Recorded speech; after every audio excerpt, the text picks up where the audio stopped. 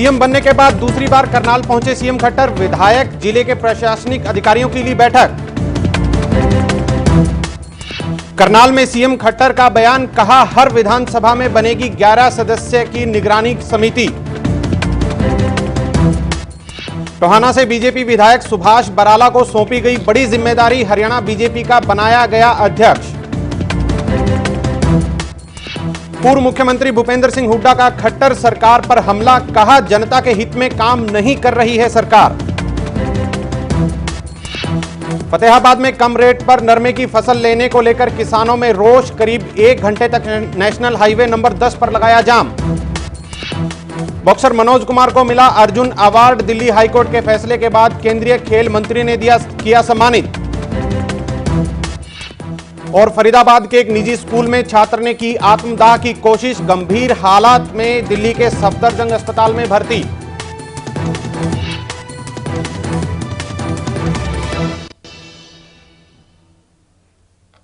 नमस्कार, आप देख रहे हैं एवन तहलका हरियाणा और हरियाणा विशेष, हमारी खास पेशकश के साथ मैं हूं आपके साथ सूरज भारद्वाज। आज 1 महीना हो गया है मनोहर लाल खट्टर की सरकार को। आज ही के दिन 26 अक्टूबर को मुख्यमंत्री पद की शपथ ली थी। पूरा 1 महीना हो गया है और इस 1 महीने के दौरान क्या क्या उतार चढ़ाव सरकार में आए, क्या कारगुजारी रही, क्या काम किए, क्या पूरी रणनीति रही सरकार की, उसकी हम बात करेंगे। हालांकि समीक्षा हम काम की नहीं करेंगे क्योंकि काफी कम समय है 1 महीने का, लेकिन ये 1 महीना आने वाले 5 साल के लिए पहला कदम जरूर इसको माना जा सकता है। इन सभी पर आज हम चर्चा करेंगे। मैं मनोहर लाल ईश्वर की शपथ लेता हूं, भारत के संविधान के प्रति सच्ची श्रद्धा और निष्ठा रखूंगा।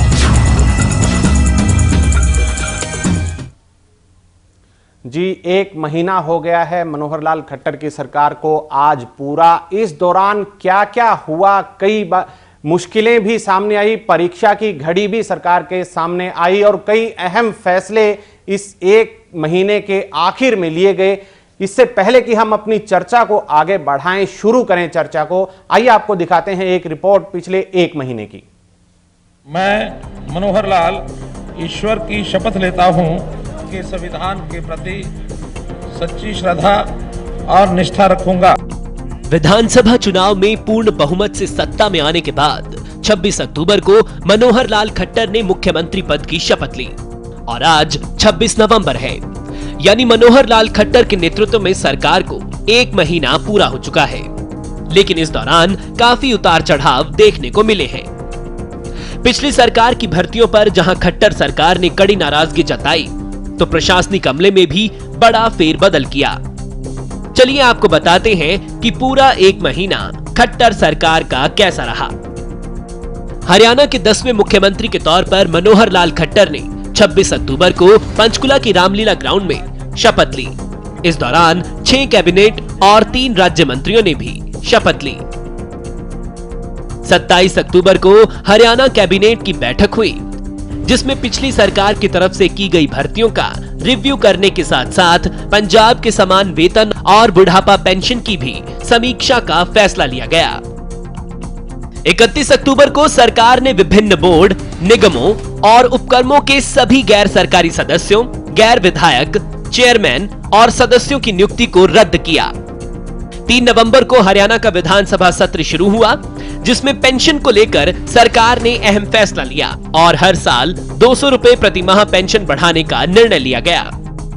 4 नवंबर को हरियाणा सरकार ने तुरंत प्रभाव से 3 आईपीएस अधिकारियों के तबादले किए और नियुक्तियों के आदेश जारी किए।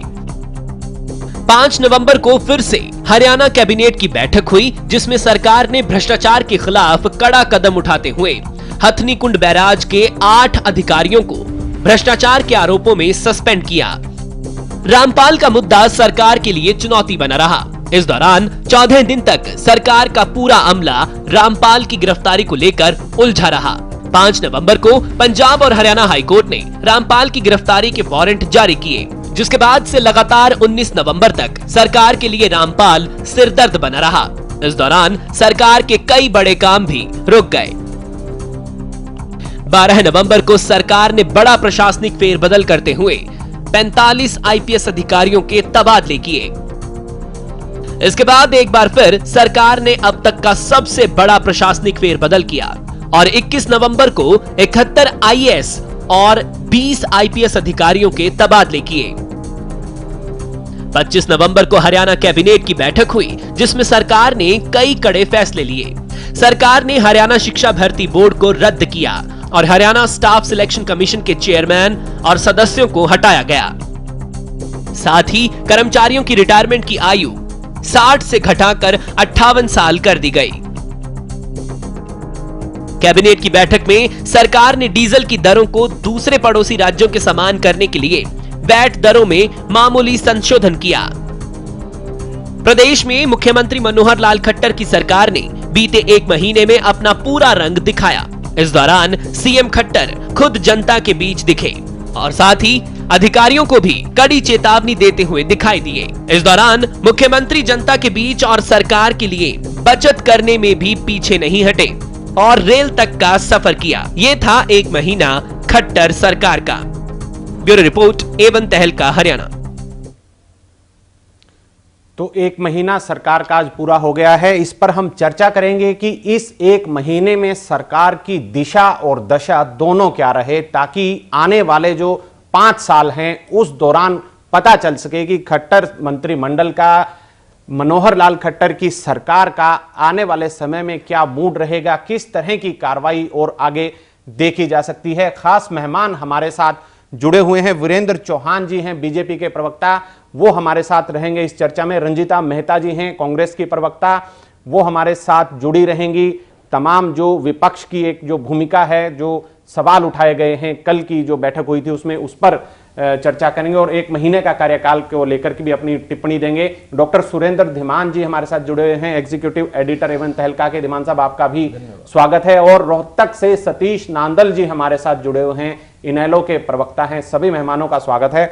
सबसे पहले धीमान साहब, एक महीना पूरा हो गया है और आज ही 6 महीने मोदी सरकार को भी पूरे हुए हैं। आज ही के दिन उन्होंने 6 महीने पहले केंद्र की बागडोर संभाली थी और खट्टर साहब ने महीना पहले हरियाणा की बागडोर संभाली थी। तो इस एक महीने की जो कामकाज रहा है उसको अगर बहुत कम शब्दों में देखें तो किस दिशा में हरियाणा अगले 5 सालों में जाने वाला है? देखो, इसको पहले कैसे, जैसे कहते हैं ना कि स्लो मोशन, खट्टर सरकार स्लो मोशन में चली, लेकिन जो पहला कदम जिसको कह सकते हैं, जैसे आपने अपनी इंट्रोडक्शन में कहा था कि पहला कदम अगले 5 साल के बताएगा, पहला कदम अगर सही उठा है तो आगे कदम जो है वो कहीं ना कहीं एक अंतिम सिरे तक पहुंच सकता है जी। ये सरकार में ये आलोचना मीडिया की तरफ से भी और विपक्षी दल के नेताओं के द्वारा भी और आम जनता द्वारा भी ये लग रहा था कि सरकार उतनी तेजी से नहीं चली है जिस तेजी से चलना चाहिए था जी। शायद उसका एक कारण ये भी था क्योंकि मुख्यमंत्री पहली दफा ये एमएलए बने और मुख्यमंत्री पहली दफा बने हैं। वो शायद एक प्रशासनिक थोड़ा सा कमी थी अनुभव की, या एक प्रशासनिक अधिकारियों का जो तबादला इमीडिएटली तुरंत बाद शर्त लेते ही तुरंत शुरू हो जाता है, उसको फैसला लेने में बहुत समय लगा। इवन के मुख्यमंत्री को अपने प्रधान सचिव और दूसरे अन्य जो अतिरिक्त प्रधान सचिव नियुक्त करने में भी समय लगा। लेकिन देर आए दुरुस्त आए, जो समय कुछ समय के बाद चाहे इसको हम कह सकते हैं कि अब सरकार ने 3-4 दिन पहले से सरकार ने असली तरीके से 21 नवंबर से जब पूरे 91 अधिकारियों के तबादले हुए, पूरा प्रशासनिक तबादला हो चुका, किस अफसर ने कहां पर ड्यूटी उसको जिम्मेदारी दी गई है, सभी प्रशासनिक अधिकारी जो सचिव हैं वो भी और विभागाध्यक्ष वो सब नए नए लग चुके हैं, अपना अपना उन्होंने पदभार संभाल लिया है, उपायुक्त ने पदभार संभाल लिया है, जिला के जो पुलिस अधीक्षक हैं उन्होंने पदभार संभाल लिया। अब सरकार को हम कह सकते हैं ठीक दिशा में चल पड़ी है। इन बिटवीन एक काम और किया खट्टर साहब ने, जो बिल्कुल ये साबित नहीं कहीं करने दे रहा कि इनको अनुभव नहीं है प्रशासनिक। चौटाला साहब के टाइम में वो जब 2005 मार्च को गए थे, उनकी सरकार गई थी, तब तक उन्होंने जो खुले दरबार लगाए थे, एक खुले दरबार का एक पूरे हरियाणा में एक जो चला हुआ था कि सरकार आपके द्वार से, मुख्यमंत्री खुद जाकर चौटाला साहब वहां पर लोगों की समस्या सुनते थे। पूरे 10 साल वो जो खुले दरबार का जो एक हो रहा था, जिसमें लोग अपनी जाके समस्याएं मुख्यमंत्री के पास जाके बताते थे, जिनकी सुनवाई होती थी, वो शायद अब 10 साल के बाद खट्टर साहब ने शुरू किया है और ये एक अच्छी शुरुआत है। जी। हुड्डा साहब कहीं ना कहीं किसी कारणवश ये खुला दरबार के नाम से पता नहीं उनको वो कोई दिक्कत थी क्या, रैलियों में ज्यादा विश्वास किया, लोगों की समस्याएं सुनने के लिए उन्होंने घर पे जाके प्रयास किया कि घर पे जो लोग आ जाएं, या दिल्ली में या चंडीगढ़ में। और एक और थोड़ा सा ऐड करना चाहूंगा इसमें, फिर अगर हमारे जो गेस्ट हैं वो बताएंगे, जब वो मुख्यमंत्री पद की शपथ लेने के बाद माता मनसा देवी पे अपना मत्था टेकने आए थे, तो मैंने उस वक्त सबसे पहला सवाल अगर हुड्डा साहब से किया था तो सिर्फ यही पूछा था कि क्या चौटाला साहब की तरह आप भी खुला दरबार लगाएंगे जी? तो उन्होंने पहला रिएक्शन ये दिया था कि मैं खुला दरबार नहीं लगाऊंगा, और खुला दरबार उन्होंने पूरे 10 के 10 साल नहीं लगाया। चलिए तो शुरुआत है इसमें। सबसे पहले विपक्ष की हम प्रतिक्रिया ले लेते हैं। रंजीता मेहता जी, आपसे जानना चाहेंगे, जो 1 महीना रहा है कमोबेश कुल मिलाकर के वो सही कहा जा सकता है? कई फैसले हैं, निश्चित तौर पर उन पर टीका टिप्पणी भी होगी, विरोध भी, कल के जो डीजल बढ़ाया गया है, कुछ और फैसले लिए हैं, उनका विरोध भी हुआ है। अगर 1 महीने की हम बात करें तो कैसी शुरुआत आप मानते हैं इसको? देखिए, जो ये शुरुआत है, मैं ये मानती हूँ कि जो लैक ऑफ परफॉर्मेंस मोदी सरकार की पिछले 6 महीने में रही थी, उसी ट्रैक पे खट्टर साहब भी चलते नजर आ रहे हैं। इन्होंने जन विरोधी, गरीबों के विरोधी, युवाओं के विरोधी, किसानों के विरोधी जितनी भी नीतियां और घोषणाएं की हैं, इससे सारी जनता परेशान है। कौन सी घोषणा की है रंजीता जी? देखिए, इन्होंने जो सबसे पहले प्रॉमिस किया था युवाओं के लिए कि उनको बेरोजगारी भत्ता देंगे, अभी तक इनकी 3 बैठकें हो चुकी हैं, इन्होंने उसके बारे में कहीं बात नहीं की है जी। नंबर 2, इन्होंने किसानों को जो ठगा है, जो किसानों को रेट कपास का, जीरी का, धान का हुड्डा सरकार के दौरान मिल रहा था, आप उसका रेट देख लीजिए स्लैश कितना डाउन चला जा चुका है। तीसरा, इन्होंने डीजल के प्राइस बढ़ाकर जितनी भी गरीब जनता है, कोई भी रोजगार करती है, चाहे वो फल बेचने वाला है, सब्जी बेचने वाला है, हर किसी को उसका नुकसान उठाना पड़ेगा। जब हम इंटरनेशनल लेवल की बात करते हैं, क्रूड ऑयल की बात करते हैं, जब कांग्रेस सरकार थी तो इंटरनेशनल लेवल पे क्रूड ऑयल का जो रेट था वो अभी अंतरराष्ट्रीय मार्केट में घट रहे हैं दाम, यहाँ पर समझदार 127 रुपए पर बैरल रेट था तब, और वो घट के 70 रुपए पर बैरल आ चुका है जी। अगर जब 70 रुपए बैरल रेट था तो तब हमारे यहाँ पे 35 रुपए डीजल था कांग्रेस सरकार में, और आप अब डीजल का रेट देख लीजिए, उसके ऊपर वैट लगा। आपका ये कहना है कि जो चुनावी घोषणाएं थी, जो लोगों से वायदे किए थे, युवाओं से, बुजुर्गों से पेंशन की जो बात कहीं वो वायदे अभी पूरे नहीं कर पाई है। 1 महीना का समय हुआ है, करने चाहिए थे। सतीश नांदल जी, आपसे जानना चाहेंगे, 1 महीने का जो कामकाज है, आपकी उस पर क्या प्रतिक्रिया है? कैसी सरकार रही है 1 महीने में? देखिए भारद्वाज जी, सरकार जिस स्पीड से चली और आज भी जिस स्पीड से चल रही है, ऐसा प्रतीत होता है कि सरकार की ये मंशा है कि जो भी काम हो वो अपनी मर्जी से हो जाए, उसमें समय 1 दिन लगे या 15 दिन लगे। हम सतलोक आश्रम की बात करें, ये इतना बड़ा मुद्दा प्रदेश के अंदर चला हुआ था जी, बीजेपी के किसी भी नेता ने उसके ऊपर प्रतिक्रिया थोड़ी मोटी देने के अलावा कोई भी काम नहीं किया। और मैं ये मान के चलता हूं कि इतनी बड़ी वहां पे जनता थी जी, तो सरकारी तंत्र, खुफिया तंत्र सरेआम फेल्योर था। इन लोगों को ये पता नहीं था अंदर क्या है, बाहर क्या है। वहां पे जनता परेशान, पुलिस प्रशासन परेशान, सरकार ने जो आदेश करने थे वो आदेश समय पे नहीं दिए। और मैं ये मान के चलता हूं, सारा प्रदेश मान के चलता है, ये सरकार की कार्य प्रणाली को दर्शाता है। और ये इस कदर दर्शाता है कि इतना बड़ा काम एक प्रदेश के अंदर होने जा रहा है, और उसके ऊपर सरकार प्रतिक्रिया तो देने की बात दूर, काम करने की बात दूर, मौन बन के ये इंतजार करने लगे कि अपनी मर्जी से ये काम कब पूरा होगा। ये बड़ी दुर्भाग्यपूर्ण बात है। जी, और जी, एक जी, बात और जोड़ना चाहूंगा, रोहतक के अंदर एक स्टेट यूनिवर्सिटी है जी, जो ये आर्टिस्ट वगैरह वहां पे बच्चे पढ़ाई करते हैं, फिल्म मेकिंग के काम करते हैं जी। आप मान के चलिए कि 21 दिन की उनकी स्ट्राइक के बाद आज या कल शायद उनका कोई फैसला हुआ। और ये हालात तो तब है जब यहाँ पे 9 तारीख को मुख्यमंत्री महोदय आए थे, शिक्षा मंत्री महोदय आए थे, विधायक यहाँ के उनके पास गए थे, वो बच्चे बैठे रहे, स्ट्राइक करते रहे, एक छोटी सी बात के लिए इतना लंबा प्रोग्राम ये चलाने का काम करते हैं। बिल्कुल नंदन साहब, आपका कहना है कि धीमी गति से चल रही है सरकार, ये आपका आरोप है। आपने कही बातें भी गिनवाई, धीमी कई उदाहरण गति भी और दिए। धीमी गति के साथ साथ कोई इसमें इस तरह का कोई चीज नजर नहीं आती कि किसी चीज का कोई सॉल्यूशन करने का या तो सरकार में मादा नहीं है या करना नहीं चाहती है। चलिए ये तो लोग मादा की जाके पता बात, मादा की लगेगा। बात नांदल साहब, और उसके अभी हम आपको बताना चाहेंगे कि मादा जो है उसमें 1 महीने का समय थोड़ा सा कम है, हम उस पर अभी ज्यादा वो नहीं करेंगे कि ये मैं वही क्यों कह रहा नहीं हूं, किया, मैं वही कह रहा हूं। शुरुआत जो है बाद में पता लगे लगेगी। हैं, इसका लेकिन जवाब प्राइम फेशियल जो चीज नजर आती है शुरुआत जी, में, जी, जी। वो ये है कि जो चीज सोल्व हो अपनी मर्जी से हो, इन्हों सोल्व करने की जरूरत नहीं है। चलिए आपकी बात का जवाब हम लेंगे चौहान साहब से। वीरेंद्र चौहान जी, सबसे पहले रंजीता मेहता जी ने जो बात बताई थी, एक एक करके हम आपसे जवाब लेंगे कि जो घोषणाएं हैं उसमें 1 महीना हो गया है और ये कहीं ना कहीं खलती है ये बात कि जो घोषणाएं की गई थी, चाहे वो बेरोजगारी भत्ता की थी या और कई घोषणाएं थी, उसमें से किसी एक का भी सिर्फ घोषणा ही करना था, उसमें कोई समीक्षा की जरूरत नहीं थी। आपके ही वायदे थे, वायदा एक भी आपने ऐसा कोई पूरा नहीं किया, उसका जवाब? ऐसा नहीं है कि वायदे पूरे नहीं किए। हमारा वायदा सबसे पहले यह था कि पिछली सरकार में 10 सालों का जो कार्यकाल रंजीता मेहता जी की पार्टी को मिला काम करने का, उस दौरान इन्होंने जिस कारण से हरियाणा की जनता ने इनको उखाड़ के फेंका, इनके बहुत सारे निर्णय थे, इनकी सरकार का जो बर्ताव था, लेकिन वो देखिए मैं समझता हूं, मुझे लगता है अगर आप उत्तर नहीं देना चाहते तो इट्स ऑफ नो यूज। ठीक है ना, आप उत्तर ही लेंगे, आप उत्तर लेंगे, लेकिन नहीं, फिर मेरे मुझसे प्रश्न है ना, तो मुझे उत्तर देने दीजिए सूरज जी। जी जी प्लीज बताइए। बदलाव का संकेत देना सरकार का पहला एजेंडा था। हमने आकर के वो बदलाव का संकेत दिया सूरज जी, सबसे बड़ा, और वो संकेत ये था कि बहुत सारी चीजें, इनके ऊपर भेदभाव का आरोप था, इनके ऊपर क्षेत्रवाद का आरोप था, हमने भी लगाया था, और इनके ऊपर नौकरियों के मामले में गोरख धंधे का आरोप था जी। ऐसे तमाम मसलों पर समीक्षा करना, किसी भी सरकार को जब आप आते हैं तो हिसाब किताब घर का संभालते हैं, वो काम सरकार ने किया जी। और उसका एक यूं कहिए उसकी शुरुआत हमने कर दी जी। दूसरा ये कि घोषणाएं जो भी की गई हैं, सरकार अपनी तमाम घोषणाओं को लेकर के प्रतिबद्ध है, तमाम घोषणाओं पर काम होगा। 1 महीने के भीतर सारी घोषणाएं अमल में आ जाएं या आ जाएंगी, ऐसी कोई बात कहीं नहीं गई थी। सरकार को काम करने का सूरज जी समय चाहिए होता है।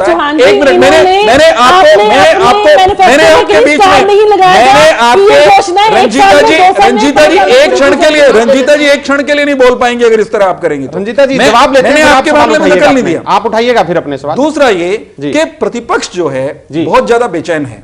60 साल से ज्यादा कांग्रेस ने देश में और प्रदेश में राज किया जी। और उस अवधि में इनकी नाकामियां, इनकी वादा खिलाफियां इतनी रही, उसका हिसाब देने के बजाय, उस पर चर्चा करने के बजाय 60 साल की वादा खिलाफियों वाले वो 1 महीने में हमारी सरकार की जो है कार्यक्षमता पर प्रश्न उठा रहे हैं। मैं समझता हूं इससे ज्यादा बेचैनी, इससे ज्यादा जल्दबाजी और कुछ हो नहीं सकती। बड़ी इन्होंने टिप्पणी करी कि धान के दाम ये 4500 रुपए दिलवा रहे थे। रंजीता जी की जानकारी अधूरी है।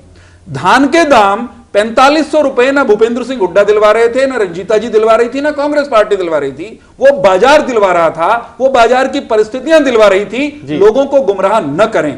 डीजल की जहां तक बात है, सामान्य आपकी अपनी रिपोर्ट में कहा गया है अन्य राज्यों से आज भी हरियाणा में डीजल कुछ पैसे सस्ता है, और अन्य जो अड़ोसी पड़ोसी राज्य हैं उन राज्यों की तुलना में जो हमारा रेट है तो वो लगभग सुनिएगा सही, आप अपनी बात कहिएगा। नहीं, मैं रंजीता जी को बताना चाहता हूं, इनका कर्नाटक प्रदेश, हमारे यहां तो वैट 12 पॉइंट समथिंग गया है। डॉक्टर साहब आंकड़ा एग्जैक्ट बता पाएंगे आपको। इनके द्वारा शासित एक राज्य है, वहां पर 17% भी होगा, वहां पर 20% भी होगा। लेकिन हमने, और एक महत्वपूर्ण बात, जो ये अंतरराष्ट्रीय बाजार की बात कर रहे थे, अंतरराष्ट्रीय बाजार में पहली बार क्रूड ऑयल के प्राइस नीचे नहीं गए हैं। आपके शासनकाल में एक बार भी आपने साहस नहीं दिखाया। आपने एक बार साहस नहीं, आपने एक बार, आपने एक वाक्य, चौहान साहब आपसे एक वाक्य, सूरज जी एक वाक्य, एक बार इन्होंने साहस नहीं दिखाया कि कहीं अगर रेट नीचे गए हैं तो लोगों तक उसका लाभ पहुंचाएं।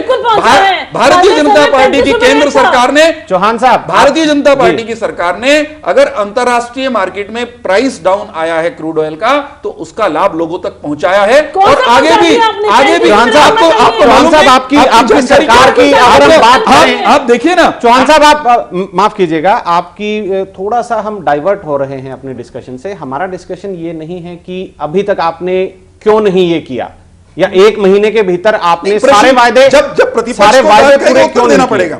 जी बिल्कुल आपने उत्तर दिया, लेकिन एक लाइन में आपसे जवाब चाहेंगे चौहान साहब, सिर्फ एक लाइन में, और कृपया वो जवाब मत दीजिएगा जो हम पिछले एक महीने से सुनते आ रहे हैं। हालांकि आप दें, आपका अधिकार है। इतनी चीजें, इतने फैसले कैबिनेट की तरफ से लिए गए, वो आपकी एक समय सीमा है, आपने सोच समझ करके जो भी लिए हैं उनका जो है आने वाले समय में पता चलेगा। डीजल के आपने जो वैट में बढ़ोतरी की है, आने वाले समय में पता चलेगा कि वो अच्छा था या बुरा था। उस पर हम कोई टिप्पणी नहीं करेंगे और ना ही करनी चाहिए। जो एक बात राहत की अगर हम बात करें, देखिए जनता ने कांग्रेस की जो कारगुजारी थी उसका उनको 10 साल का उनको नतीजा दे दिया। अभी एक मैं आपसे थोड़ी सी जानकारी के लिए जानना चाहूंगा जी कि एक कोई ऐसा फैसला, एक कोई ऐसी कोई अपने नीतिगत कुछ लिया, नीतिगत हो या तुरंत प्रभाव से लागू हुआ फैसला, जिससे प्रदेश की जनता, जिन्होंने जो अपने लंबे चौड़े वायदे किए थे, हालांकि अभी समय खत्म नहीं हुआ है, आपके पास 5 साल है, आप पूरा करेंगे और करना चाहिए आपको, कोई एक ऐसा फैसला जिससे ये लगे कि हां फौरी तौर पर जनता के लिए ये राहत का काम है। एक फौरी तौर पर हरियाणा की जनता को कांग्रेस के पिछले 10 साल के भ्रष्टाचार के शासन से मुक्ति चाहिए थी। फौरी तौर पर नौकरियों में तबादलों का जो इन्होंने बाजार खोला हुआ था उससे मुक्ति चाहिए थी। हरियाणा के मुख्यमंत्री ने कहा तहसील का भ्रष्टाचार बंद होना चाहिए। मैं एक तहसील का उदाहरण देकर के कह रहा हूं, इनके राज में 5 महीने से एक अफसर जो धन इकट्ठा किए बैठा था लोगों से चोरी का, उसको इतनी दहशत हो गई एक जिले की, मैं नाम उसका नहीं लेना चाहूंगा उस जिले का या तहसील का, उसने वो धन जिन लोगों से इकट्ठा कर रखा था वो वापस किया। मैं समझता हूं इससे बड़ी राहत नहीं हो सकती। तबादलों का बाजार हमने बंद किया है, इससे बड़ी राहत आम आदमी को। चलिए लंबे समय की है ये एक्शन, अच्छी बात है, आपने फैसले लिए हैं, उसके नतीजे अच्छे आए जो आपने सोचे हैं। लेकिन फिलहाल एक छोटे से ब्रेक का वक्त है, ब्रेक के बाद अपनी चर्चा को फिर से जारी रखेंगे, आप बने रहिएगा। मैं मनोहर लाल ईश्वर की शपथ लेता हूं भारत के संविधान के प्रति सच्ची श्रद्धा और निष्ठा रखूंगा, सच्ची श्रद्धा और निष्ठा रखूंगा।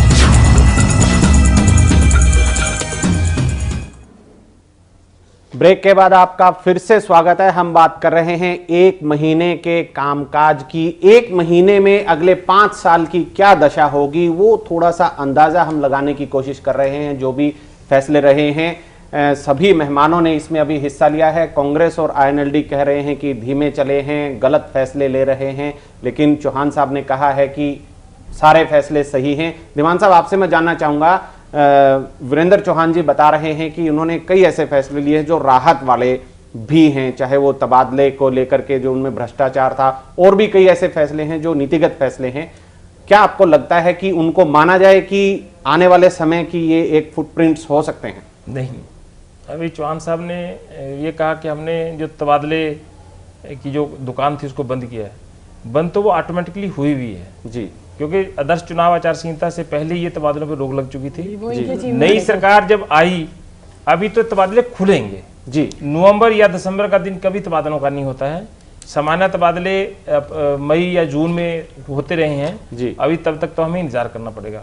जो दूसरी दुकान ये इन्होंने कहा है कि जो मुख्यमंत्री कार्यालय से तबादले होते थे वो फिलहाल रोक है, क्योंकि अभी 1 महीना हुआ है और तबादलों में ये सरकार अभी फंसना, अगर उसी में फंस जाती है तो दूसरे जो काम है, जो प्रायोरिटी के काम है, वो पीछे रह जाते। पहले तो तीसरा जो काम मुख्यमंत्री कार्यालय के तबादले ही जरूरी थे। वो मुख्यमंत्री के पहले दिन आते ही वो कारोबार शुरू हो जाता, जिस तरह और जिस सिलसिला इन्होंने चला रखा था, हमने अभी चलेगा। आप नहीं, दीवान साहब वो नहीं होने देंगे। ये बड़ा अच्छी बात है, होना नहीं चाहिए, वो नहीं होने चाहिए। मैं आपसे बात है कि अभी वो कामयाबी प्रैक्टिकल बात आपको बताना चाहता हूं। किसकी अचीवमेंट है और आपकी तो नहीं? ये अचीवमेंट नहीं कोई, मैं आपको बताना चाहता हूं। आपकी नहीं। आप जब सरकारी सिस्टम में होते हैं, आप सरकार में होते हैं, चौहान साहब जब आप सरकार में होते हैं जी, तबादले एक प्रक्रिया है। तबादलों के बगैर आपने तबादले किए, अफसरों को भी तबादले किए हैं। जो तबादलों की दुकान है ना, तबादले होना और तबादलों की दुकान में अंतर है। मैं यही कह रहा हूं साहब, एक क्षण के लिए मुझे आप एक वाक्य पर आने दीजिए। मैंने ये नहीं कहा कि तबादले रोके हमने, तबादले तो होंगे, दुकान आपने परंतु कहा बंद की है। तबादलों की अभी मैं ये कह रहा दुकानदारी हूं, नहीं होने अभी देंगे। मैं कह रहा हूं, शटर ही नहीं खुला है जी, अभी तो तबादलों का कारोबार नहीं होने देंगे। तबादलों की दुकान तो खुली नहीं, खुली हम निकल ही नहीं देंगे, हमने स्पष्ट कर चौहान दिया। साहब आपकी दुकानदारी नहीं चलने देंगे। नीयत पर कोई शक नहीं है, नीयत पर शक नहीं है, लेकिन नहीं, मैं बड़ा स्पष्ट जी दिवान साहब तीसरा बिंदु, पब्लिक ने कांग्रेस को घर पे बिठाया, बीजेपी ने नहीं बिठाया। बिल्कुल, एक आपने तीसरा बीच में कहा था कि हमने उनको सबक दे दिया। चौथा बिंदु जी जो चौहान साहब ने कहा जी। या जो हमारी इस पूरी डिबेट का सबसे ज्यादा एग्रेसिव पार्ट रहा चौहान साहब की तरफ से भी और रंजीता मेहता जी की तरफ से भी, जी डीजल के अंतरराष्ट्रीय जो क्रूड ऑयल के जो रेट हैं वो कम ज्यादा होने से हम हरियाणा के बारे में नहीं बात कर रहे। हरियाणा की सरकार ने डीजल पे वैट बढ़ाया है जी, जिसके 737 करोड़ रुपए का बोझ पड़ा है। ये बात, ये 737 करोड़ रुपए का बोझ इस बीजेपी सरकार ने डाला। असली और मुद्दा ये ये गरीबों पे ये डाला बड़ी है। बात है। ये जनता पे डाला डीजल है। मैंने कल भी डिबेट में कहा था, आज फिर दोहरा रहा हूं जी। और बीजेपी के खिलाफ कांग्रेस और एनडीए को तो बैठे बिठाए मुद्दा मिल गया एक तो। लेकिन दिमान साहब इसमें एक मेरा छोटा सा सवाल है, जैसे बात 737 मुद्दे की नहीं है, ये दिमान साहब, बात मुद्दे की नहीं है। नांदल साहब, बातों की 737 करोड़ का इसमें एक आज एक और पहलू है आज जो बीजेपी भी- नहीं आज- कहना चाहती है। आज चौहान भी साहब, मैं- जी, जी। जो आप नहीं कहना चाहते हैं, जो अर्थव्यवस्था सबसे बड़ा पहिया है प्रदेश का, आप भले ही कोई फैसला ले, जब तक पैसा नहीं होगा आप कुछ नहीं कर पाएंगे। नहीं, हम आप तो कह रहे हैं उस खुद बात कह रहे को। हैं, लेकिन जो ये फैसला आपने लिया है, शायद दिमान साहब पहला ये कदम है जो संसाधन जुटाने की बात की है, पैसा सरकार के पास आए, 737 करोड़ का इन्होंने कर लिया। तो ये कहने में चौहान साहब देखिए, आप क्यों हिचकिचा रहे हैं? सर, 100 ये करोड़ पहला तो एक पहला कड़ा फैसला है, पहली कड़वी झूठ है। पैसे की सुनिए, वैल्यू क्या मैं होता? अगर भारद्वाज जी, उस भारद्वाज valuation जी, पर एक मिनट सुनिए, आप मेरी मुझे बात। मुझे अगर प्रश्न आप मुझसे मेरी बात है, सुनिए, एक मिनट प्रश्न मौका मुझसे दीजिए, मुझे बात सुनिए। नांदल नांदल साहब आपके पास आ रहे हैं, आप नांदल साहब आपका सवाल है, पहली कड़वी घूट कहने से आप क्यों परहेज कर रहे हैं? हमने कभी नहीं ये कहा। कड़वी घूट ही तो बुला रहे हैं अरे पब्लिक को। भाई, अरे भाई, आगे आप लोगों के प्रश्न ऐसे- मुझसे उत्तर मुझे देने दीजिए, मुझे तो जी चौहान साहब बताइए। मैं ये कह रहा हूं, नांदल जी सुन लीजिए। नांदल साहब, एक मिनट बस आपके पास आते हैं, आप ही के पास आ रहे मैं हैं। सिर्फ ये कह रहा हूं जी। कि जो वैट में वृद्धि की गई, अड़ोस पड़ोस के साथ दरों में संतुलन का एक प्रयास है, इसमें तो कोई संदेह नहीं है किसी को। दूसरी ये बात, संतुलन आपको क्या आने होगा? आने तो दीजिए, संतुलन आने तो नहीं है। दीजिए। जी बताइए बताइए। दूसरी बात ये संतुलन इसमें आप लेके पहले ही नहीं दिन समझाइए, ये चौहान साहब। स्पष्ट रूप से कहा गया है 750 करोड़ के लगभग का जी। अतिरिक्त जो राजस्व मिलेगा जी। इस प्रदेश के विकास के लिए बिल्कुल होगा राजकोष जी। को धन तो चाहिए कि नहीं चाहिए? चाहिए, लेकिन- कांग्रेस जिस अवस्था में इस प्रदेश को छोड़ करके गई है, नई योजनाएं जन कल्याण की हमको लागू करनी है, वही लोगों बात को आप- राहत देनी है, कर्मचारियों को चौहान राहत साहब, देनी चौहान है, साहब, एक किसानों को लाइन राहत में- देनी है। रंजीता जी, रंजीता जी एक मिनट के लिए आप ये मैं- बात आप क्यों हम कह रहे हैं, आपने भले के लिए कदम उठा लिया, तकलीफ होगी, कड़वी घूंट पिलाएंगे तभी तो बुखार उतरेगा, तभी तो मर्ज का इलाज होगा। तो ये बात आप सीधे तौर पर क्यों नहीं कहते हमने कि कभी ये इनकार किया इस फैसला- बात से? नहीं, मैं तो पहले कह रहा हूं कि देखिए, 750 करोड़ रुपए भारद्वाज जी, इसमें लंबी चौड़ी अतिरिक्त की बात राजस्व नहीं। मिलेगा। जी। चौहान साहब को कहना चाहिए कि हमने हरियाणा की जनता पे 750 करोड़ का बोझ डाल दिया, बस सीधी बात करनी नहीं, है। नहीं। वो तो स्वीकार इसमें करने ज्यादा का- चलिए चलिए, वो आप जो सबके सामने है उसको मजबूरी उसके लिए मजबूरी है, आपकी राजनीतिक आप मजबूरी, आप सही बोल नहीं रहे हैं। कहेंगे। आपको ये चलिए मानना दूसरा चाहिए कि आपकी सरकार दूसरा की नाकामी है जो नहीं, नहीं, उन्होंने- कैसे नांदल आप साहब उसको कुछ कहना नाकामयाबी चाह रहे थे। कहेंगे? चौहान आप साहब, जी। रंजीता जी, नांदल साहब आपके पास आएंगे, आप कुछ कहना चाह रहे थे? मैं ये कहना चाह रहा हूं जी कि हम जिस टॉपिक पे यहाँ बैठे हुए हैं, जी हमने उसको एक जगह सेंट्रलाइज इस बात पे कर दिया, डीजल की बात पे।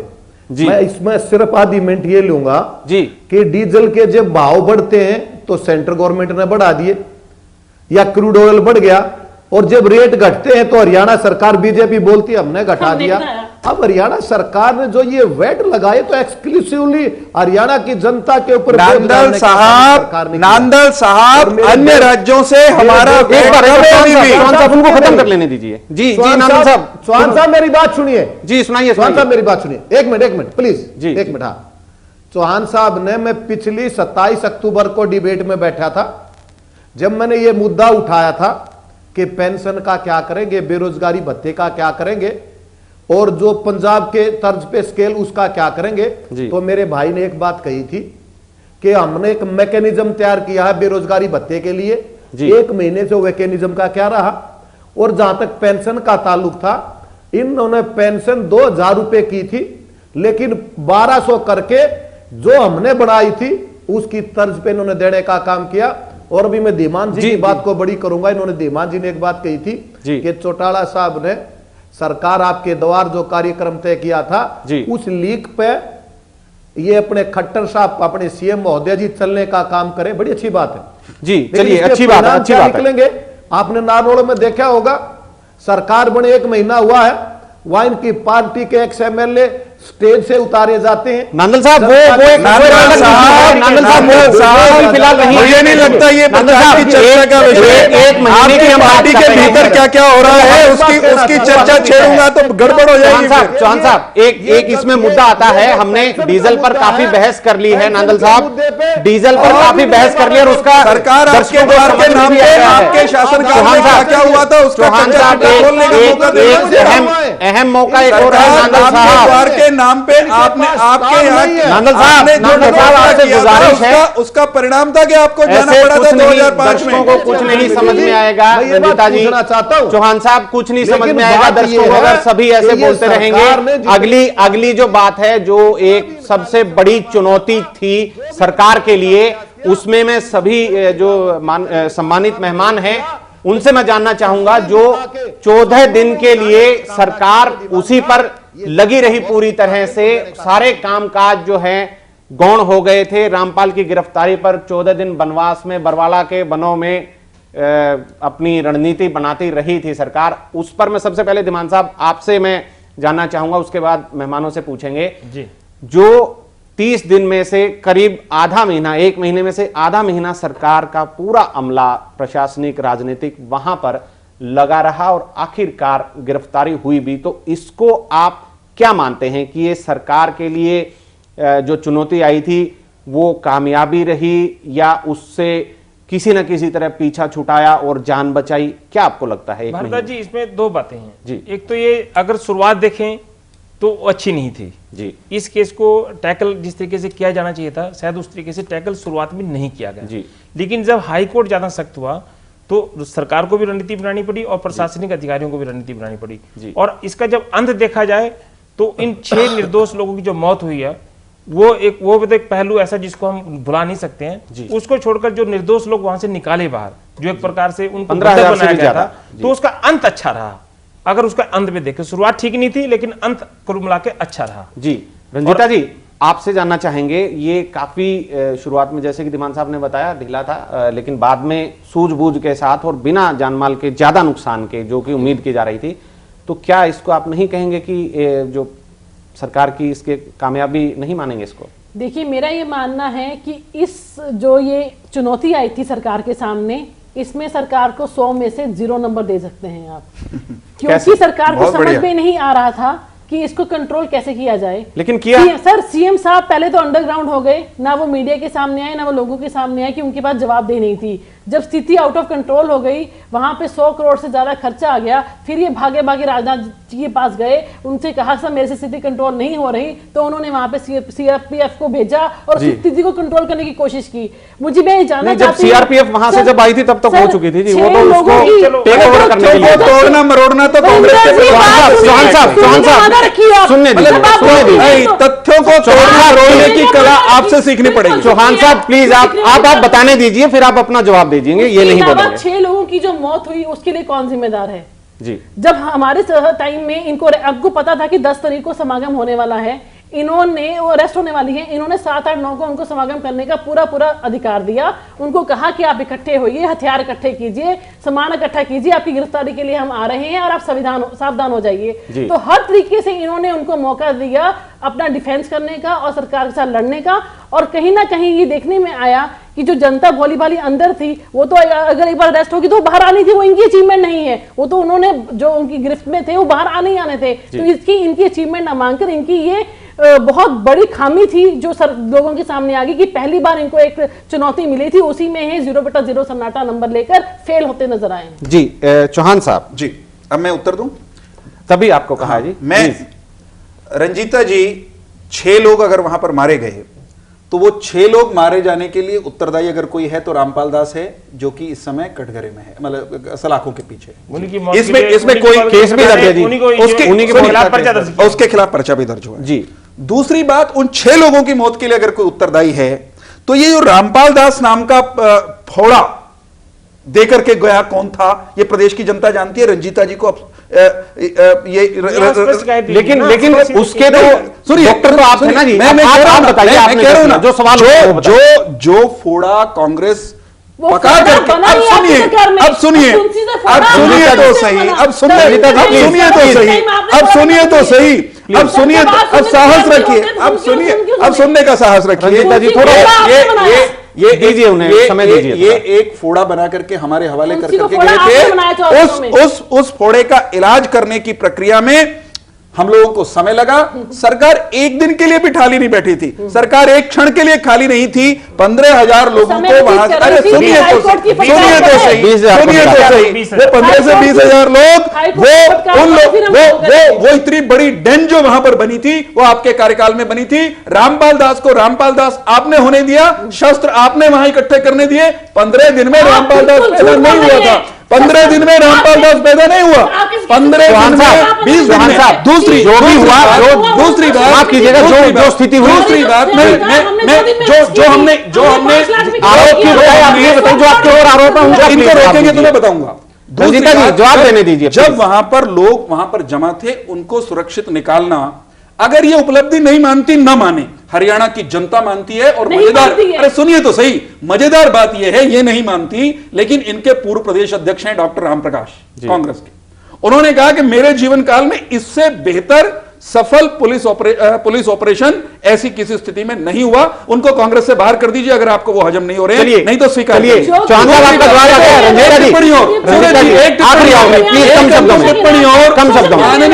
माननीय उच्च न्यायालय ने भी कुल मिलाकर के जिस तरह से उस जटिल स्थिति को हरियाणा की पुलिस ने हैंडल किया उसको सराहा है।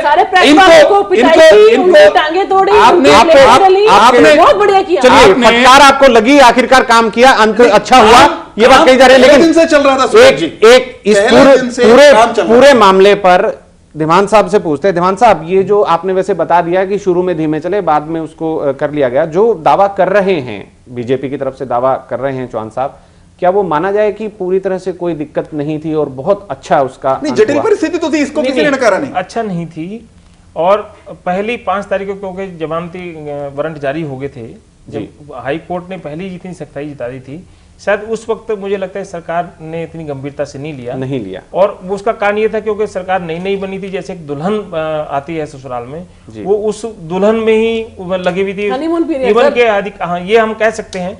और अधिकारियों के, क्योंकि अधिकारियों का भी मिसमैच था, आप तबादले नहीं हो पा रहे थे, आप तबादला अपनी सेटिंग करनी थी, कौन से अधिकारी क्या होंगे, पुलिस के मामले में भी बहुत सारा निष्क्रियता थी, ये सारे मामलों की वजह से वो टैकल नहीं हुआ। और शुरू में अगर इतनी ठीक ढंग से टैकल कर लेते तो शायद लास्ट में दिक्कत ना होती। पर फिर भी मैं कहता हूं कि शुरुआत को अगर नंबर अंत भला सो भला, हाँ, शुरुआत को अगर काट दिया जाए, वो स्थिति अगर पैदा होने दी गई तो उस स्थिति का 100 में से कितने नंबर आप देते हैं? 100 में से इसे 70 नंबर तो इसमें मिलेंगे ही। चलिए 70 तो बहुत होते हैं।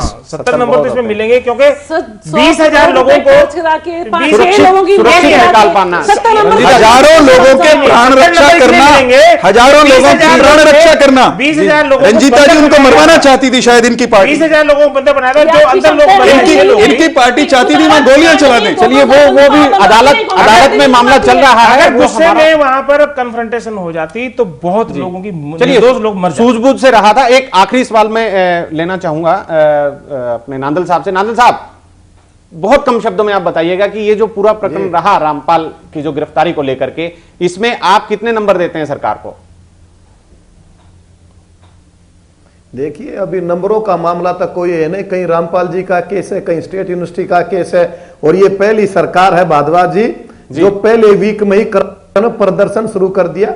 ये जेबीटी के टीचर हैं, हाँ जी, या जो ये गेस्ट टीचर बने हुए हैं, जिनको लोक लुभावने सपने लोगों ने दिए। और बड़ी विडंबना है ये कि इनके प्रदेशाध्यक्ष रामविलास शर्मा जी, जो आज प्रदेशाध्यक्ष नाव के शिक्षा मंत्री हैं, उन्होंने गेस्ट टीचर को झूठ बोल के उनको आश्वासन दिया। सभी जितने भी कर्मचारी संघ, महाकर्मचारी संघ, सारे इनके खिलाफ स्ट्राइक करते जा रहे हैं। तो अब ये इनका प्रिलिमिनरी पीरियड चला हुआ है, अभी मार्च तो शुरू ही नहीं हुए, किस पे मिले किस पे ना मिले। तो यहां तो एक शुरुआत है, और शुरुआत अगर प्राइमा फेसिया में देखा जाए तो ज्यादा बेटर नहीं है, अच्छी नहीं है। कि ये चलिए क्यों नहीं है महीने कि की शुरुआत कार्य बता रहे शैली जो हैं, है, वो ज्यादा इस बढ़िया तरह नहीं से है आपसे।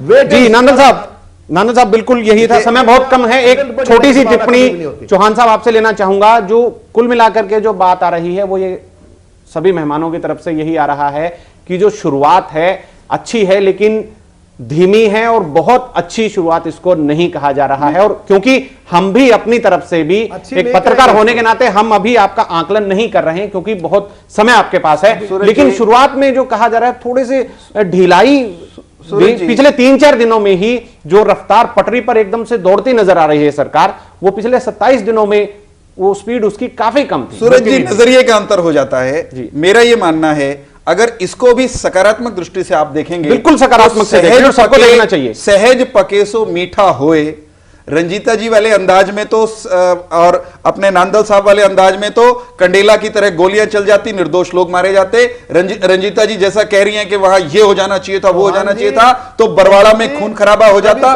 हमारा ये मानना है। नांदल साहब एक क्षण, नांदल साहब बहुत संयम के साथ, बहुत संयम के साथ, बहुत संयम के साथ उस स्थिति को टैकल किया गया है। मेरा ये कहना है अप्रिशिएट करिए, मेरा ये कहना है अप्रिशिएट भी करिए और हमें समय भी दीजिए। 5 साल का समय हरियाणा के लोगों ने दिया है, आप कम से कम 5-4 महीने का तो दे दो। बिल्कुल नांदल साहब, ये चीज आपका अधिकार है। मैं स्वागत करता हूं आपके विपक्ष के नाते। चौहान साहब, विपक्ष के नाते इनका सवाल उठाना लाजमी है। आप जो 10 साल में पास नहीं हुए, जो 10 साल में पास नहीं हुए, जो 10 साल में पास नहीं हुए, वो 10 दिन में परिणाम घोषित कर रहे हैं। नहीं, चलिए, दिस इज हाई।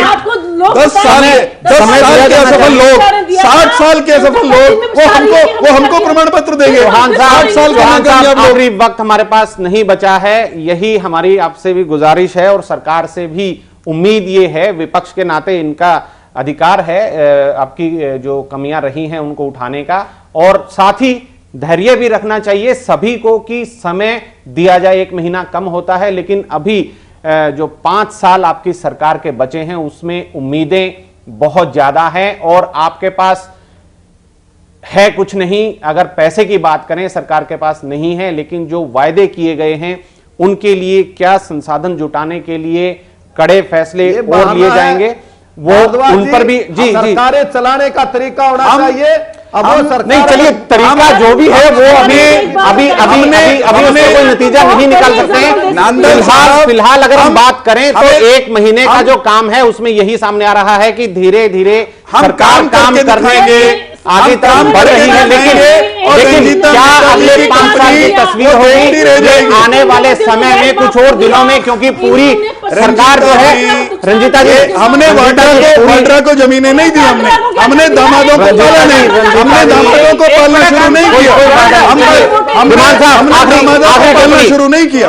आखिरी टिप्पणी दिवान साहब क्या कहेंगे? दिवान साहब क्या कहें 1 महीने में और अगले 5 साल की? देखिए, 1 महीने के कामकाज पे हमने चर्चा कर लिया। एक जो मुझे संकट नजर आ रहा है सरकार के आगे जी, जो प्रशासनिक दृष्टि से संकट नजर आ रहा है जी, सारी भर्ती पे रोक लगी है जी, शिक्षक भर्ती बोर्ड बंद हो गया है जी, उसमें टीचर भर्ती की प्रक्रिया बंद हो गई है, 3rd ग्रुप और 4th ग्रुप के जो कर्मचारी उनकी भर्ती पे रोक लगी है। ये सरकार अगले कुछ दिनों तक इतनी भर्तियां नहीं कर पाएगी, प्रशासनिक दृष्टि से उस पर असर पड़ेगा। सबसे बड़ा गलत काम अगर हो रहा है तो ये हो रहा है, ये चुनौती कह सकते हैं इसको, आगे आने वाले समय में इसमें से भी कामयाब होकर निकलेंगे। इसमें ये अगर हम उम्मीद कर सकते हैं, तो जैसे नांदल साहब ने कहा था कि आपने उस वक्त कहा था एक मैकेनिज्म तैयार करेंगे, 1 महीने बाद वो मैकेनिज्म तैयार नहीं हुआ। सभी मेहमानों का बहुत शुक्रिया और उम्मीद की जानी चाहिए कि आने वाले समय में जो चुनौतियां हैं, जो रोजगार की चुनौती है, भर्तियों की चुनौती है, काफी चुनौतियां, और सबसे बड़ी चुनौती यह है कि बिना जनता के ऊपर बोझ डाले अपने सरकार को सही तरीके से चलाना। फिलहाल वक्त खत्म हो गया। सभी मेहमानों का बहुत शुक्रिया। आप देखते रहिए A1 तहलका हरियाणा। नमस्कार। मैं मनोहर लाल ईश्वर की शपथ लेता हूँ भारत के संविधान के प्रति श्रद्धा और निष्ठा रखूंगा।